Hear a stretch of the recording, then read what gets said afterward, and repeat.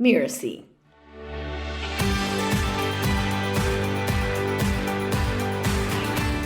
Are we really fulfilling the mission as best we can and trying to create a culture around change that isn't one that sees change as a condemnation of what has come before, but as a natural iteration and evolution and a set of innovations that everyone can feel proud of, that they were part of bringing, in effect, generationally.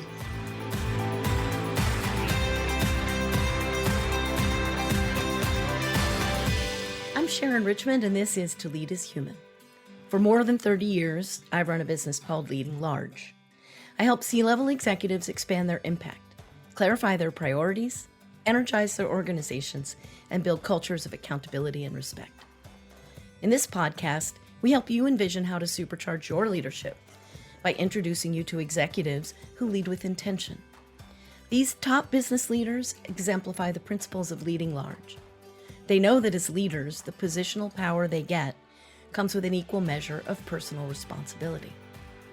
These leaders not only deliver stellar value to their customers, clients, and stakeholders, they also prioritize building organizations that provide purpose, meaning, and a healthy environment for their employees. We learn from the challenges and successes they've experienced on their human journey. My guest today is Jon Abbott. Jon's leadership journey started back at least 25 years ago, I think longer actually, when he took an executive position with PBS in Washington, D.C., and culminated as president and CEO of the Boston PBS affiliate WGBH until he stepped down at the end of 2022. He continues to serve as special advisor to the organization. During Jon's 15 years as CEO, he oversaw the development of new channels, expanded the station's presence over digital platforms, and rebranded the organization as simply GBH to better reflect its broad scope. Jon was also instrumental in helping GBH raise $215 million in the largest capital campaign by a public media outlet, and increasing its endowment more than eightfold to nearly $525 million. Jon began his media career as an undergrad at Columbia University and ultimately earned his MBA from Stanford, where we were classmates. And that was now, I'm going to say the number, 35 years ago. So I know for a fact that you started your career that long ago with the project you did at KQED. And I think it was a pretty amazing project, if I remember right. So we'll talk about that in a sec. Welcome to the show, Jon. I'm so looking forward to talking with you about your career and the significant impact your organizations have had on public television and radio under your leadership. Thanks, Sharon. Oh, it's great to be with you, and particularly in the context of these topics and the way in which you talk to leaders and about organizational health and mission and purpose. Grateful to be with you.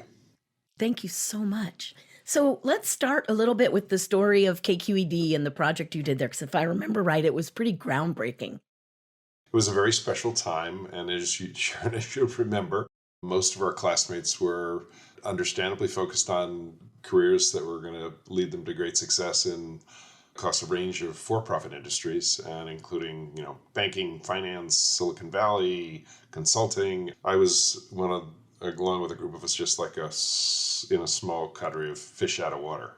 And I had come to Stanford having been bitten by the public media bug in my college radio station at Columbia, where I, kind of lived half my time, and where I fell in love with this thing called public media, which had an extraordinary approach to connecting communities and audiences with work that otherwise commercial markets wouldn't support. So I came to Stanford saying, I want to do this public media thing, which sort of meant that summer between first and second year, everybody else had lots of interviews they could do, and I had kind of one I needed to do.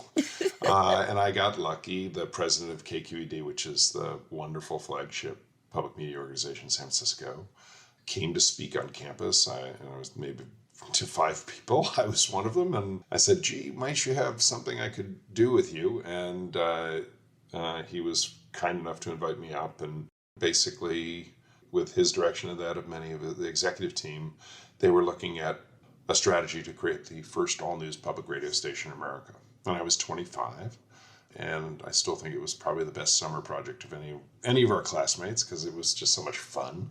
And I came out with I kind of wrote the strategy and the business plan and the rationale, and it was complete immersion. And the board, before the end of the summer, voted that they would make the change. And then I was lucky enough, our second year in grad school, I took all my classes in the morning, and in the afternoons I ran to the parking lot, drove up to San Francisco, and worked at the station and did there after graduation, just to see this format that then became kind of the most successful format for public radio flourish.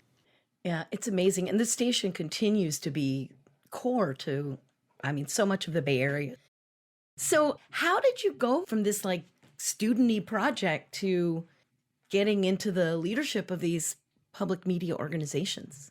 Well, that's a great question. I had done this thing between college and graduate school, but honestly, putting on a suit and tie and going to work every day and sitting in a cubicle, I just couldn't imagine that being my cadence and my setting. So it helped me refresh this sense of and begin to understand what it was I was looking for in a workplace. So it was the good fortune of happening upon, maybe not an organization that was in, kind of equilibrium, but more in about to disrupt something and take a big bet.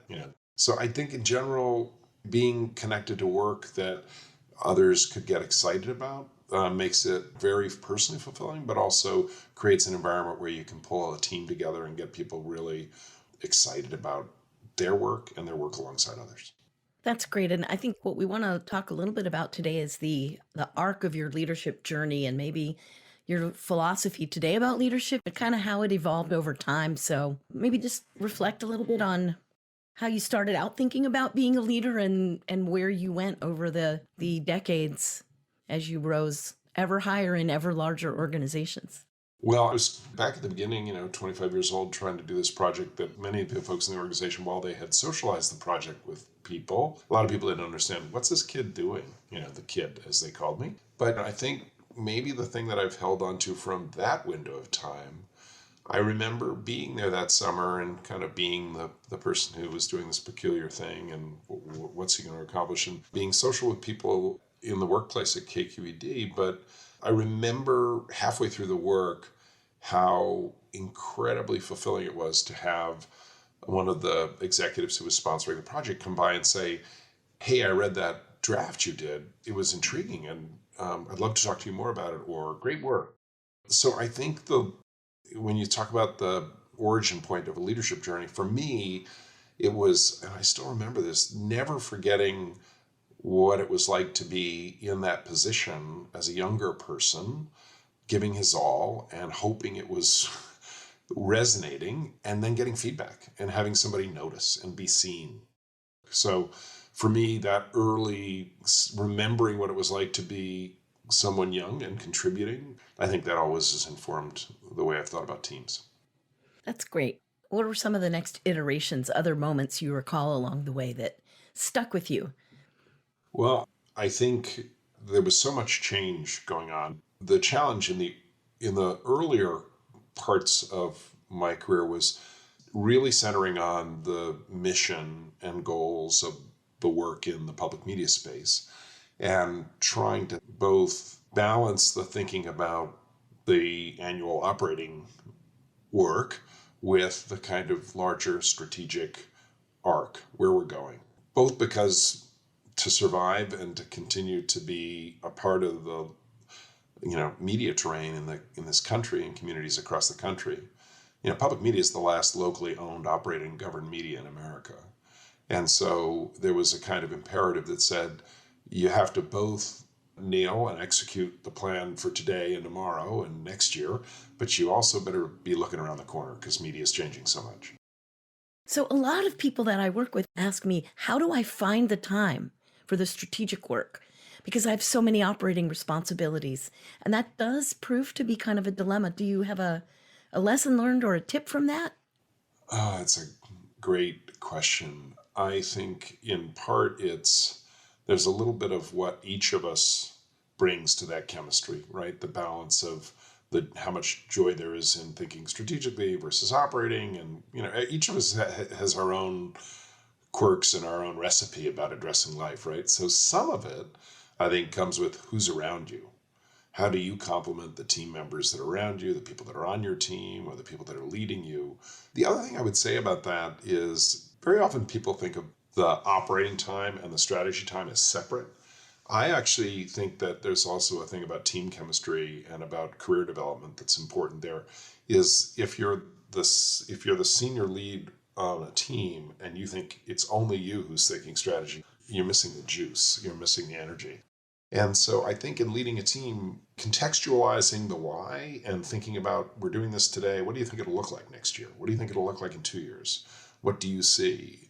It does two things. It invites the team member to kind of make sure they're striking the right balance and thinking strategically with you. So you get great leverage there. But it also kind of tunes them, if things are working well, to be really attentive to what they see on the horizon. And if they see opportunities or threats or uncertainty, just it's the wisdom of crowds. And you get younger members of the team hopefully more inspired and excited in their work. That is great. So that kind of takes through the next journey. As you continued to rise, how did the journey shift for you personally, and what other kind of key milestones might you identify from that journey? Well, one of the things that was important in my career was I was working at KQED, and of course there were 150 public media outlets across the country. And it was incredible to me to think about, we were trying to solve for the future of fundraising and a CRM system, a customer relationship management system. And I quickly realized, and this was a kind of exciting thing for me in the social enterprise sector, is that scale and the opportunity of solving things with people so that you could imagine having enough resource and enough time to do it well in a sustainable way that had a wider impact than just solving it on your lily pad, right? So we were working on this CRM system, and I connected with the people at PBS, and I just realized there were too many single points of failure if one station did this alone. But if groups of stations, if we all worked on it together and cared for it, we could create a kind of scale and scope that could be sustainable. So I loved being in San Francisco, loved being at KQD, but I left to go to PBS largely because they had done a strategic exercise themselves and said, we've got to build the whole set of things that every station across the country can leverage and put into its playbook. And so I went to PBS, and probably the signature project we worked on, we negotiated with Oracle and we built a software company and built a relational database for fundraising and constituent management that then became actually the largest. We built it for the entire public media system, licensed it to the system to the stations around the country to create a community of users. And then we licensed the software to a partner who was working in the social enterprise sector. This was kind of the most exciting kind of added benefit. And the software became, outside of hospitals and universities, it became the most successful large-scale database resource for nonprofits in the country. Yeah, that's exciting. So you went then from PBS to WGBH at the time, and a couple of key insights from that long journey. I know it will be hard to summarize, but just a couple things maybe that you can recall learning along the way, maybe a story or two. Honestly, it's more of a personal thing. I was working with stations all around the country at PBS. My children were born, and I dropped my oldest off at kindergarten and immediately drove to the airport. And I was on that drive like the sixth time, and I said, I don't want to be a dad this way and be on the road all the time. So, but at the same time, what I missed was what I had felt about public media, which is the strongest aspect, in my opinion, of the public media system is our fact that we are locally owned, operated, and governed. And that public media is always in a process of evolving and becoming and thinking about how media is used for this public purpose. And that's best done through conversations and connection and engagement with stakeholders in the community. So I missed that working nationally, and colleagues at GBH who I'd done a lot of work with, they were the kind of most accomplished station in the country. They were going through the digital transition. I had been with them on an exercise of what does the future hold for digital? How do we make the most of it? The commercial broadcasters will do one thing, we'll do another. So they recruited me there to be the general manager to imagine what the digital transition should be.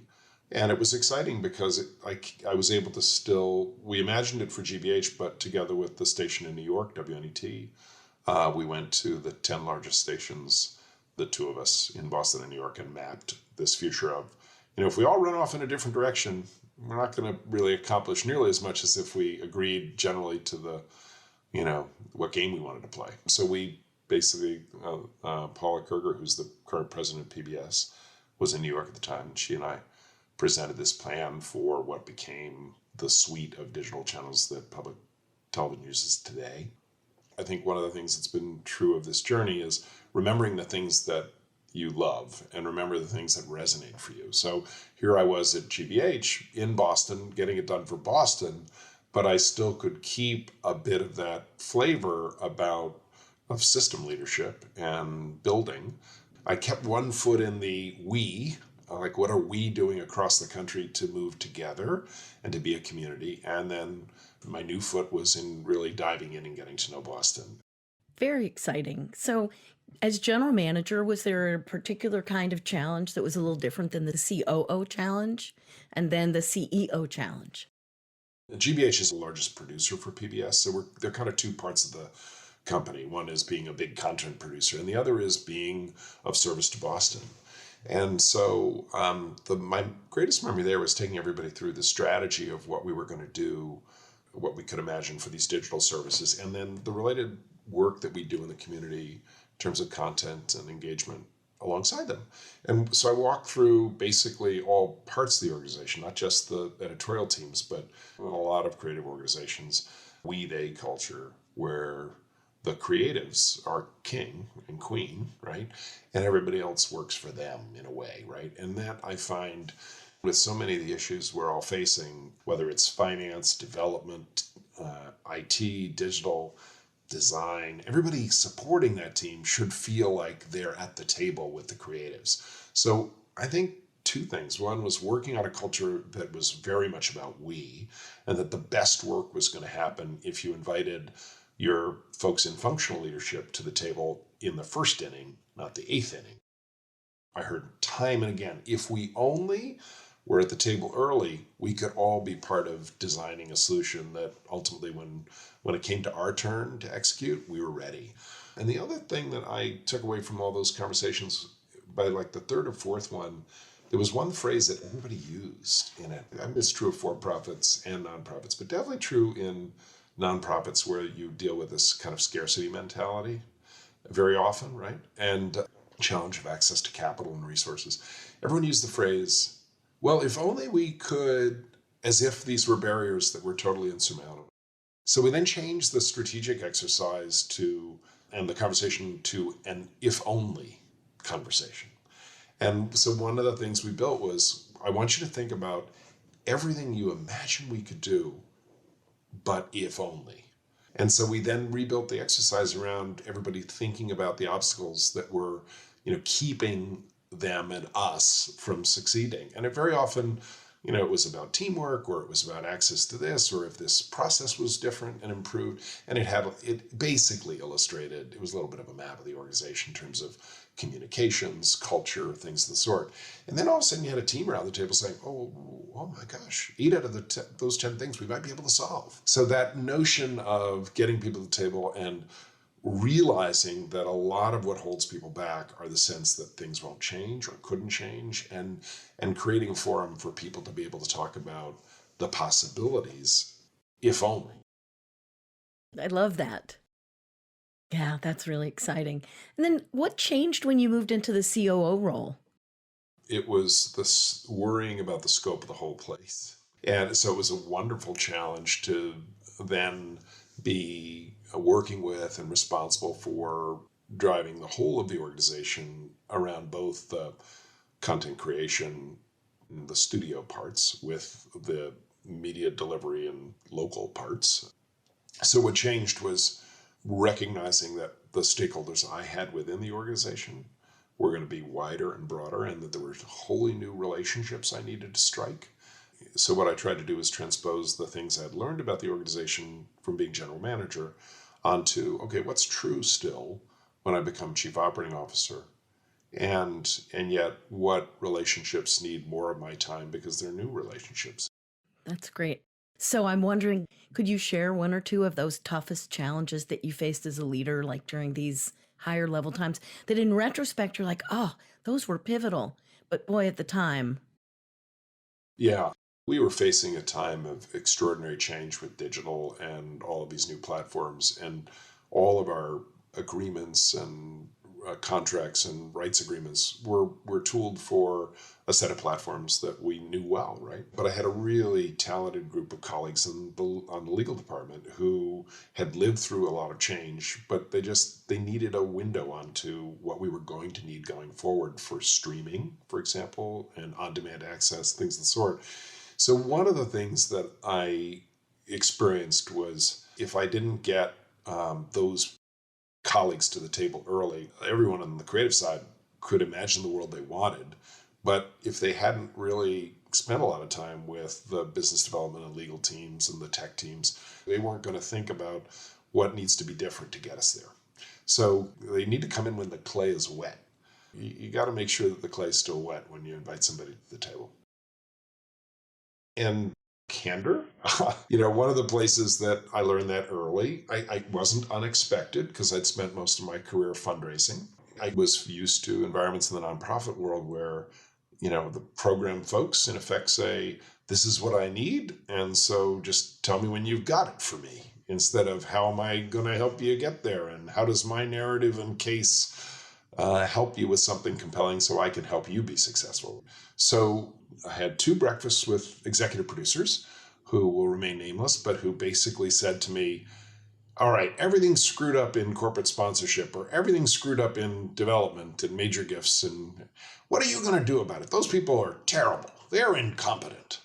And I said, and I'm sitting there and let them vent. And I said, so how much of this have you shared? And have you had a conversation about what they're facing and how you could work together? Because I see, and I was very clear with them after they vented to me. I said, well, the future we imagine together is that we are all working together. And I promise you, we'll set a high bar for everybody. And if somebody's not getting it done, they're not getting it done. But what I need to know first is that we've had a conversation about what everyone's expectations are. And then I looked the 2 producers in the eye and I said, and it's a 2-way street. This is not what we tell a fundraiser they have to do for us. This is what we are doing together. Because I knew we were not going to attract great development people and have a very stable development office, it's a real challenge in nonprofits, because if you have development turnover, if you have great people, turnover can just crush you because you're really dealing with relationships. So looking at that head on and looking at the all-powerful executive producer and saying, I think we can get further for you, but we probably need a little bit of a kind of attitude readjustment. yeah, that must have been a bit challenging, kind of going in the face of the trend of the industry. Well, it was also, once I said that, I knew I'd put my neck out a little bit. And so it wasn't that, in fairness to the development team, it was going to be given an opportunity to show their stuff and to illustrate where their insight and wisdom could add value to, creating more momentum on the creative side, right? So I realized, frankly, once you start something like that, you got to stick with it. I'm not going to just put the 2 of you in a room and assume you're going to work it out. I think some of it is the kind of stick-to-itiveness of, if you're asking other people to go on a journey, you got to wrestle with how much of yourself you're committing to that journey as well. That's great. You've actually presided over quite a number of large changes across these organizations. So in a way, I'm not even sure I would have thought of this before our conversation, but really, you've been a change leader pretty much your whole career. And I know there are people out there thinking, how can I get the people in my organization to go along with this change that I think is so right? Well, I think that the challenge, the work is, in a mission-centered organization, there's the risk of getting a little focus that the solutions of today and the work of today is the mission, is the ultimate expression of the work and output of the organization. And I think the opportunity about change is, can we be more?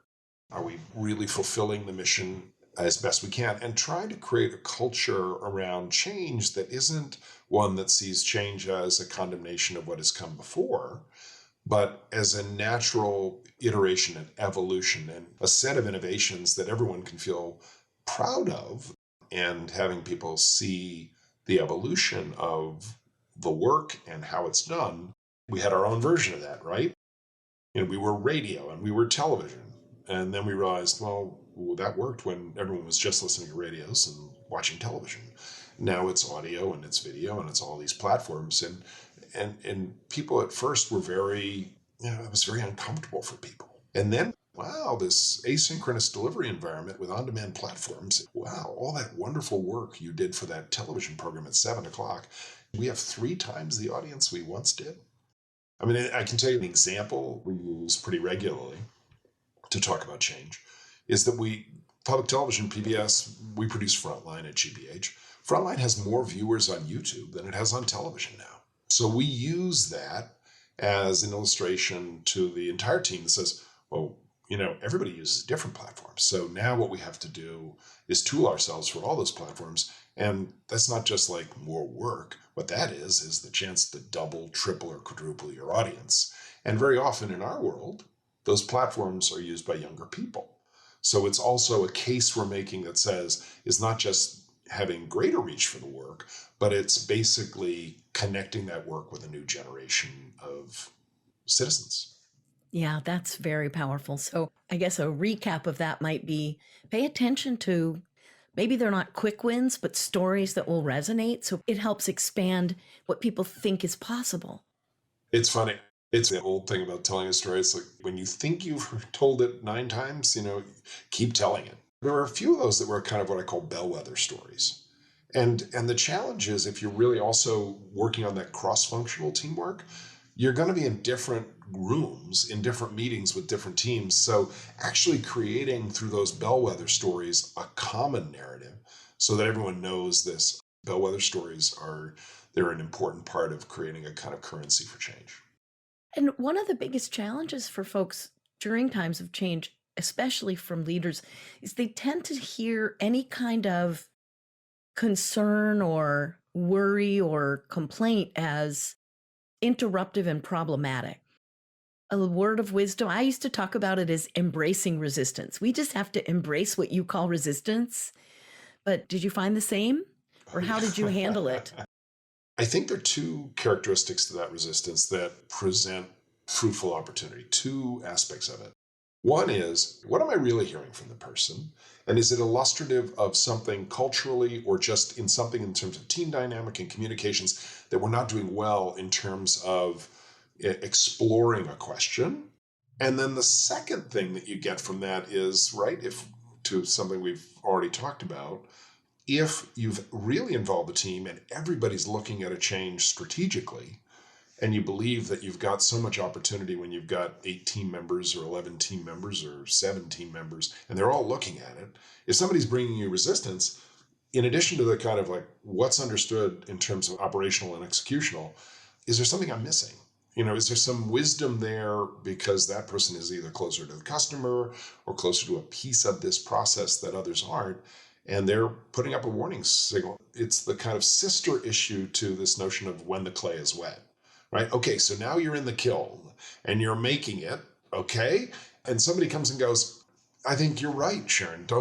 It's important not to think of that as an obstacle along the way, but maybe the opportunity to examine whether what we've chosen to do and how we've chosen to do it is going to be successful. Yeah, I love to, in those moments, ask the question, what worries do you have about us proceeding in this way? Because people will tell you things that you just can't possibly know. Well, you also put your finger on something that, I should have said earlier, but you said it so well. It's some of the basic stuff I've told my daughters who are now, out in the work world. What's that old adage? If you're talking, you're not listening, right? And I think as a leader, they're striking the right balance of declaring and inquiring. is really important. And inquiring, to your point, is so powerful. It's powerful both because there's always something to glean and to learn and to invite a perspective to at the table.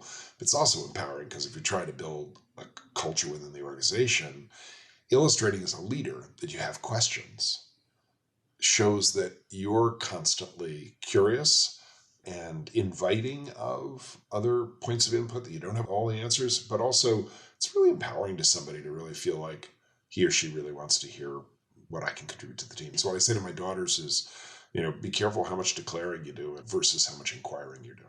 I probably talk about the balance of asking versus declaring with every senior executive I've ever worked with.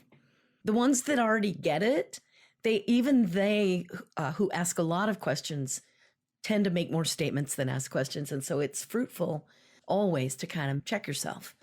Well, and particularly if you're declaring a lot because you're using case examples and you're creating a narrative because you're trying to make sure that you're covering all your bases across the organization. Yeah. So the title of this podcast is To Lead is Human. And I love to ask guests, what does this mean to you as a leader when you think about that phrase? So when I was born, my dad was 55 years old. And he was a big figure in my life and came up. He was a tenant farmer in Missouri.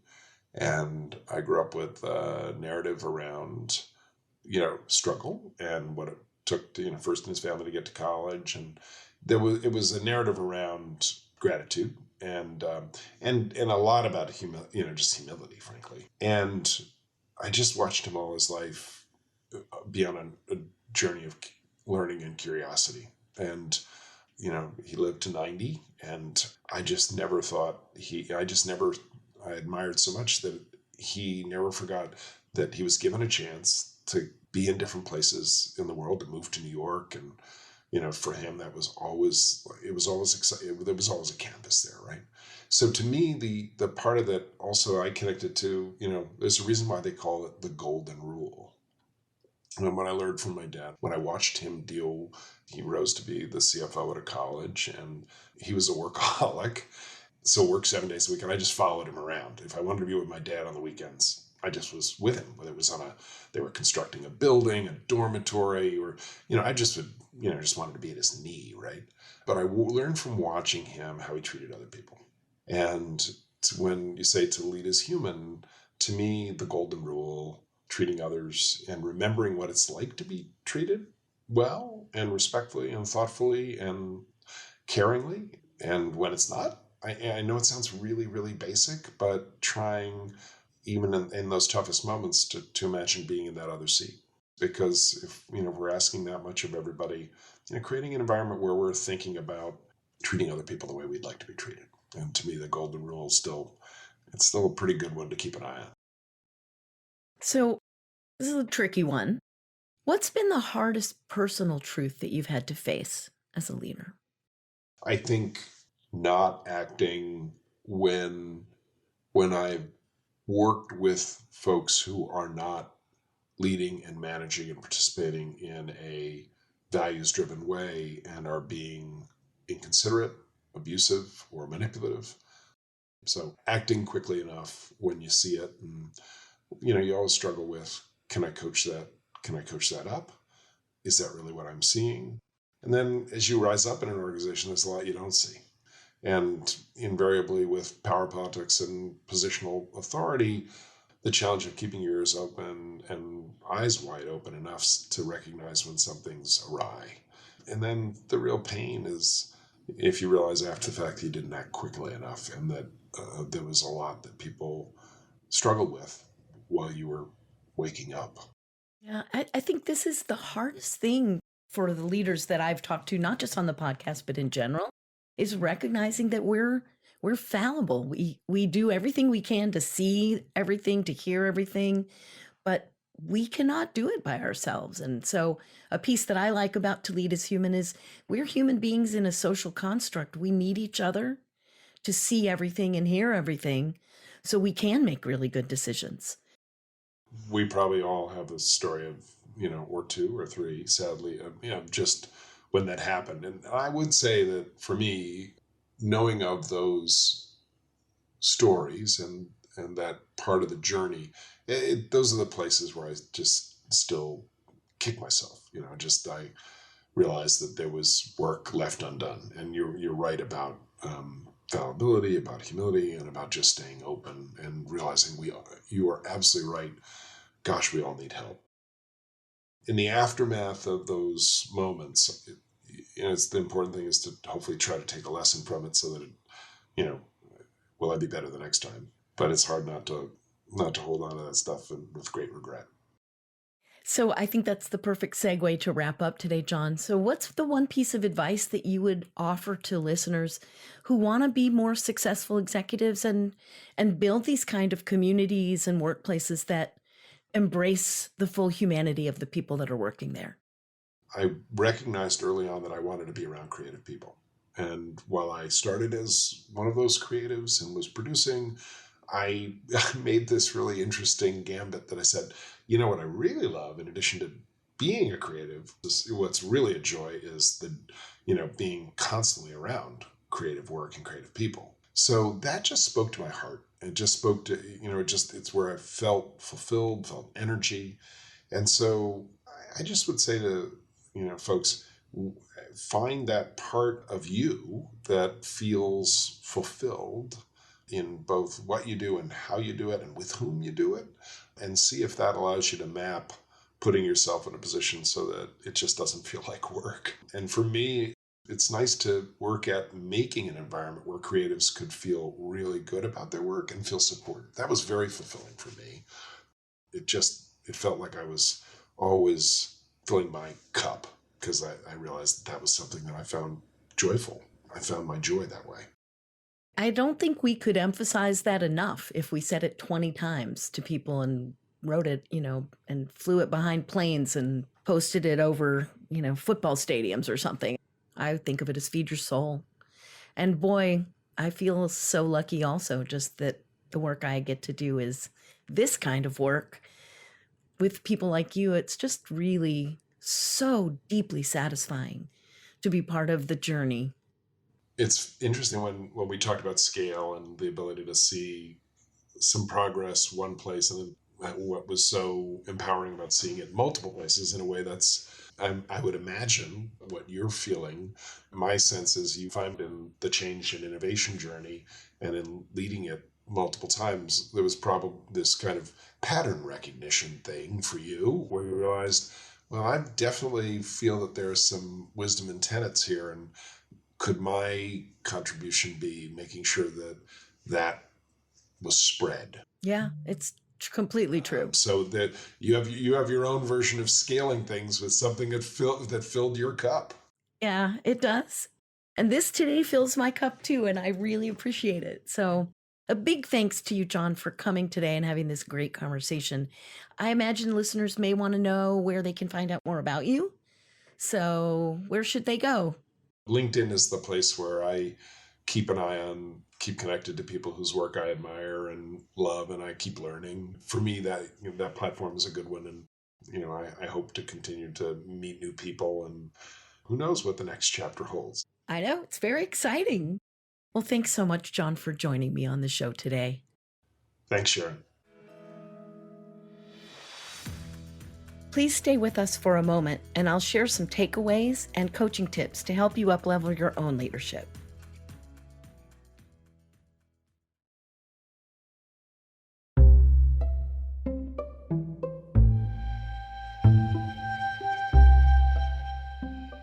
So, Jon's stories perfectly illustrate a leadership framework that I created 15 years ago. He doesn't know this, so I have to tell him now. But I have since shared it with many clients, a few of whom actually called it the world's simplest leadership model. I like it because I'm a fan of simple, and if it's easy to remember, you can use it. So let me tell you the model very briefly, but then let me point out Jon's examples. So the way it goes is leaders have to do three things well. And they have to balance their attention among all three of these things. They have to clarify direction, they have to engage others, and they have to enable brilliant execution. That's the job of the leader. The leader is creating the conditions for everyone else to thrive. Now, Jon talked about all three of these aspects. He talked about clarifying direction by the way that he described a future that didn't even exist yet, and invited team members, even very junior team members, to help craft that vision that would define where are we headed, clarify direction. Some people say it has to be a vision. I think depending on the level of leadership you are, sometimes it's just clear direction, and that is good enough. Key is everyone needs to be marching, as we like to say in the Silicon Valley area, marching roughly north on Highway 101, as opposed to taking all different highways in all different directions. The second thing that he talked about was how that vision helps to inspire team members and keeps people excited about the journey they're undertaking together. So that's engage others. And he talked about other ways to keep folks engaged, making sure that you're thinking about career development, being curious and open to learning from others. The key here is, one of the great things he suggested is he used if only conversations.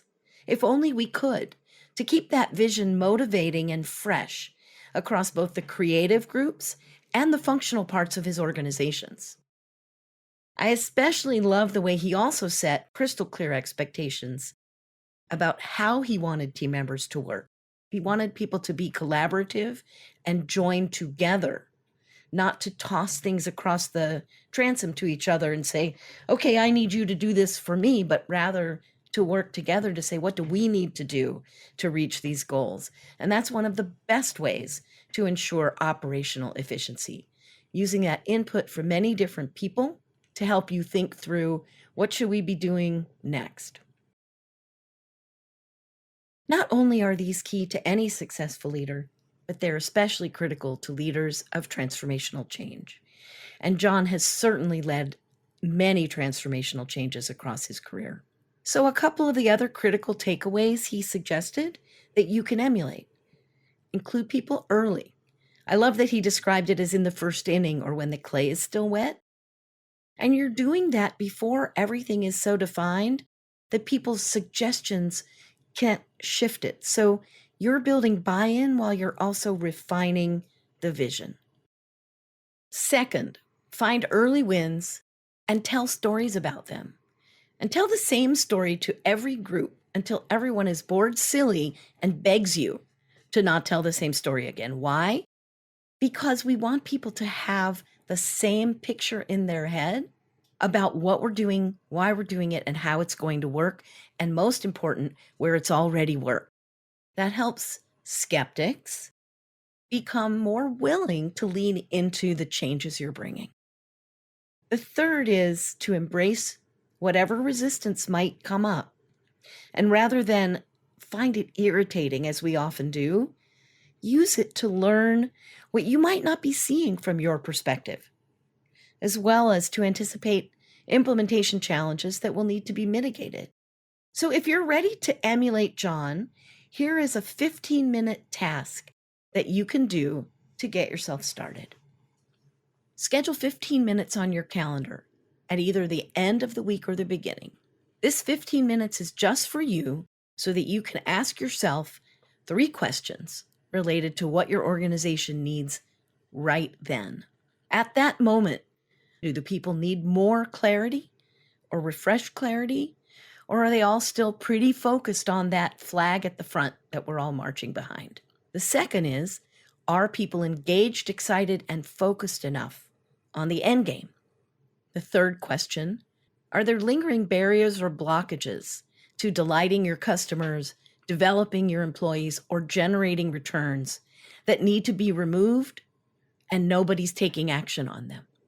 Based on the answer to these 3 questions, you can set your leadership priorities for the next window of time, providing just what your team needs from you to accelerate their progress: clarity, engagement, and streamlined, brilliant execution.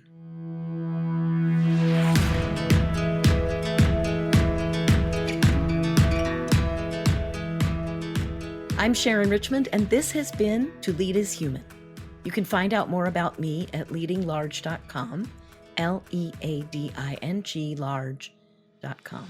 To Lead is Human is part of the Mirasee FM podcast network, which also includes such shows as Soul Savvy Business, and Making It. This episode was produced by Cynthia Lamb. Andrew Chapman assembled the episode.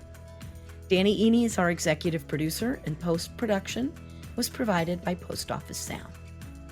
So you don't miss upcoming episodes, please follow us on Apple Podcasts, Spotify, or wherever you're listening right now. And here's my request. If you learned something useful today, please take a minute and leave a starred review, telling folks what you learned. And then tell your colleagues about us. The more leaders we can reach, the better for everyone. Thank you so much for listening, and I'll see you the next time on To Lead is Human.